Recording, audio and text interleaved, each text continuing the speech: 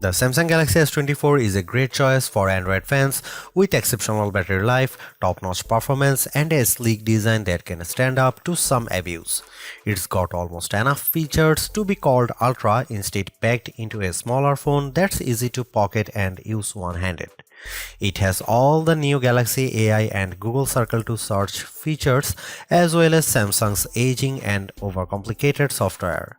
The cameras aren't as great as some competitors in this range, but it has more zoom than the iPhone 15, and Samsung gives you plenty of cool shooting modes to make your pics look great.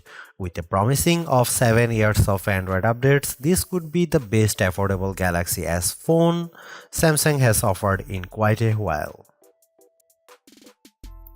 The Samsung pendulum sways back and forth between copying Apple and striking out on its own. This year, the Galaxy S24 is much closer to the iPhone 15 design than it has been in many years, while the S24 Ultra looks just a bit more unique. It's the curve at the corners of the display that really bring home the similarity. The Galaxy S24, like an iPhone, is well-rounded at the corners, while the S24 Ultra is all right angles. This is not a terrible thing, it just isn't very unique. At least Samsung has some nice colors this year. My review unit came in the cobalt violet color, which is very pretty but a little sad, like the stormy purple Apple once used on its iPhone. More vibrant are the sandstone orange and amber yellow options. I wish they were a bit more saturated and prime, but they do look natural with a nice matte finish and texture to the back glass. The glass is unfortunately Gorilla Glass Victus 2, which was the best of the best last year, but now we have seen Gorilla Armor on the Galaxy S24 Ultra and it's hard to settle for less. My Galaxy S24 review unit already has a scratch on the back glass and I don't have a case for this phone yet. Gorilla Armor is more scratch resistant and Samsung has done a great job reducing reflections and glare, but only on the Ultra model. Samsung still does a great job keeping its phones thin and light. This is no Ultra, and if you want a phone you can use with one hand, the Galaxy S24 is a great option. It's thinner than the iPhone or Google Pixel, and it's also the lightest of the bunch. Usually, a lighter phone means less battery inside, but the Galaxy S24 beats all competitors for battery life, so it's not a concern. Samsung is a perennial favorite when it comes to smartphone displays, and the Galaxy S24 is no disappointment, but it also isn't the clear winner in any aspect. I enjoyed reading web pages, playing games, and editing photos on the smaller screen, and even small text was legible and sharp. The screen was also plenty bright, even in outdoor sunlight, taking photos with the camera. Samsung is not giving us the sharpest display with the Galaxy S24, and it's odd for the company to fall behind a bit. The Google Pixel 8 and iPhone 15 both have a higher pixel density, making them technically sharper, though you might not notice the difference. The Galaxy S24 can get brighter than both of those phones, but OnePlus is pulling some 4500 nit magic out of its hat with the similarly priced OnePlus 12, so Samsung isn't the resounding brightness winner. Overall, I had no complaints about the display unless I'm truly nitpicking.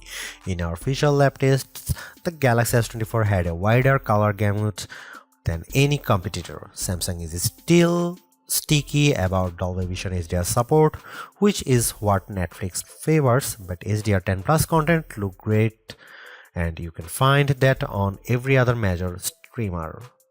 While I like carrying a smaller phone, the 6-inch display on the Galaxy S24 isn't quite big enough to hold all of Samsung's features. The H panel is turned on by default and it takes up so much room on the side of the phone that it was easy to swipe it open accidentally when I just wanted to use a back swipe gesture. The quick panel also became more complex, and this makes it harder to read and use on the smaller Galaxy S24 display than it was on larger Samsung screens. Overall, more software simplicity would help show off that screen instead of bogging it down with icons and menu clutter. The good news about software on the Galaxy S24 is that it can do just about everything the Galaxy S24 Ultra can do, short of using the S Pen. The bad news is that it can do everything the Galaxy S24 Ultra can do and no less.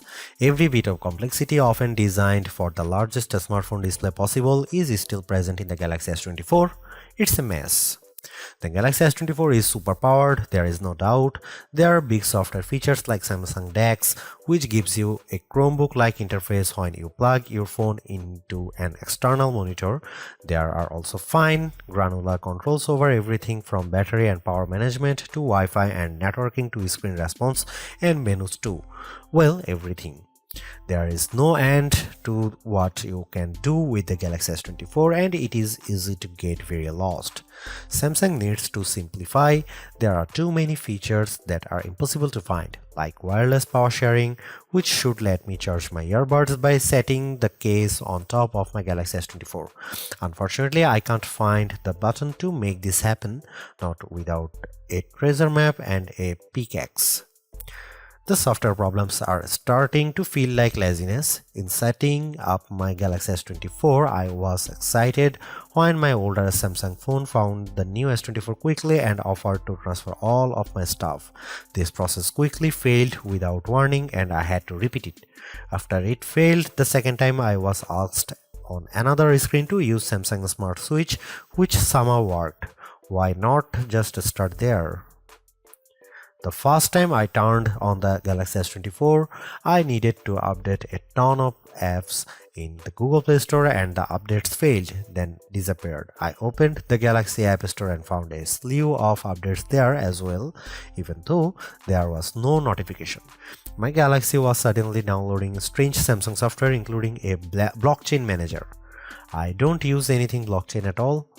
Then there are all the apps. There are too many apps from Samsung, too many apps from Google, and somehow even Microsoft gets its own folder. On a Samsung phone running a Google operating system? Good job, Microsoft. I hope it got what it paid for. All of this just feels lazy or cynical or both. It doesn't feel like Samsung has my best interest at heart from the moment I started using the Galaxy S24. It feels like the software is pushing me to do more, to buy more and use more. I just want simplicity. I just want it to work. Sure, the Galaxy S24 Ultra is our top camera phone, but that doesn't mean the Galaxy S24 is a slouch. Most of the great work Samsung has done improving its image processing carries through here.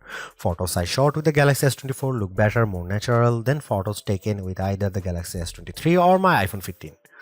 You also get a real zoom lens with the Galaxy S24 and it helps a great deal. Having a real 3x zoom brings you closer to the field on the stage even if the zoom lens is paired to a awfully small sensor that produces images with more noise and blur than I'd like. No matter, neither the Pixel 8 nor the iPhone 15 has optical zoom around back and real zoom is always better than digital zoom, all things being equal.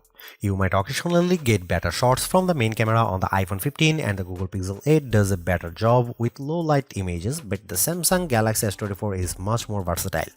I actually find Samsung's different camera modes like the food mode or the dual camera video recording mode to be fun and useful. My baked goods look detectable when I shoot them with the Galaxy and the dual cameras video is great for reaction shots with my kiddo. Samsung also brings a bunch of AI tricks into the camera both in the camera app and Samsung's image gallery. I wish there weren't two photo apps including Google Photos, but here we are. Unlike the Pixel, which gives you AI editing in Google Photos, Samsung keeps its Magic Editor software in the gallery. With Magic Editor, you can resize an object in your photo and move it around. You can erase the background entirely and replace it with something new. The phone will use AI to figure out what's happening in the foreground and match the new background appropriately. There is also a tool that adds more background to an image if you rotate it and end up with blank space. In practice, these are surprisingly useful. I like erasing spectators in the way when I am trying to see my kid on the field.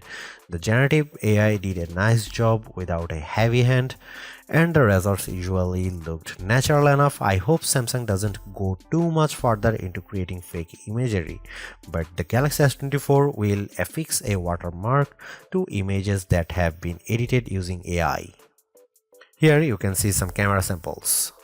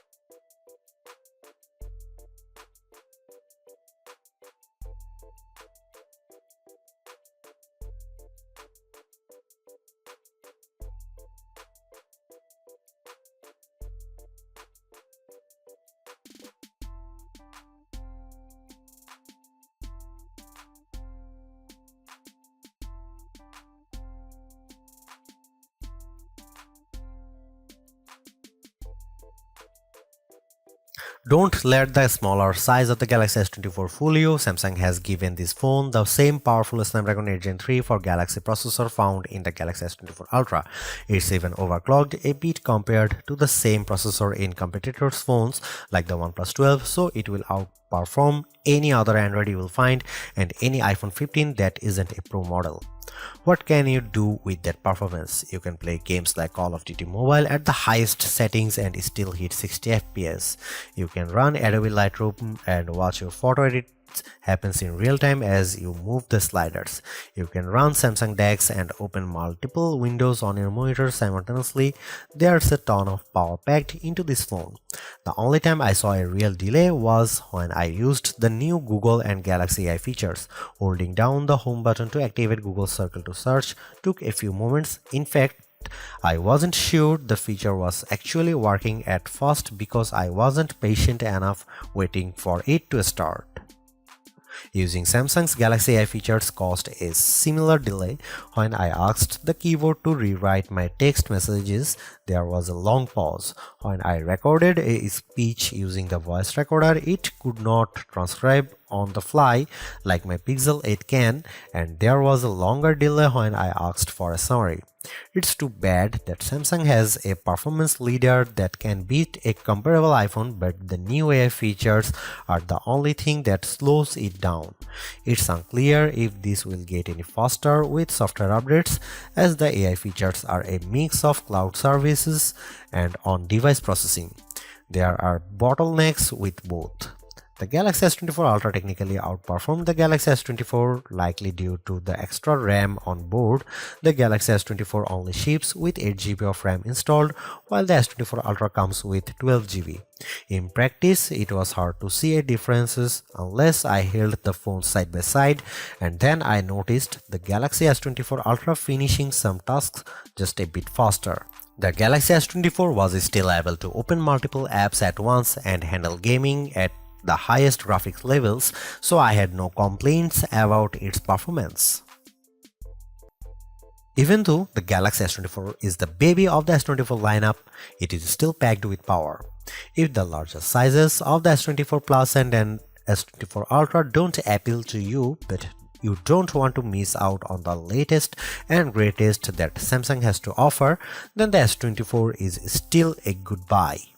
Galaxy AI is one of the big selling points of the entire lineup, and though I wouldn't quite say it's the reason to upgrade, some of the AI features do come in handy. I am mostly referring to Circle to Search and the generative photo editing tools, but the live translate and interpreter features will also be handy in a specific situation. And while the camera hardware hasn't changed, the software behind the image processing has definitely been fine-tuned. It's better now, in my opinion, with less burned into your retinas, vividness, and more realistic hues. There is also a lot to like about the new Snapdragon 8 Gen 3 for Galaxy chip, especially power efficiency. Even though the S24 only has a 4000 mAh cell, it has great battery life, all things considered. Plus, the performance with Android 14 and One UI 6.1 is fast, snappy, and responsive enough for pretty much anything you throw at it. If you are due for an upgrade this year, the Galaxy S24 is a good phone on your shopping list. It's not a must-have upgrade if you already have a Galaxy S23, but if you are upgrading from an older model, there is a lot to like here. Thanks for watching, see you in the next one.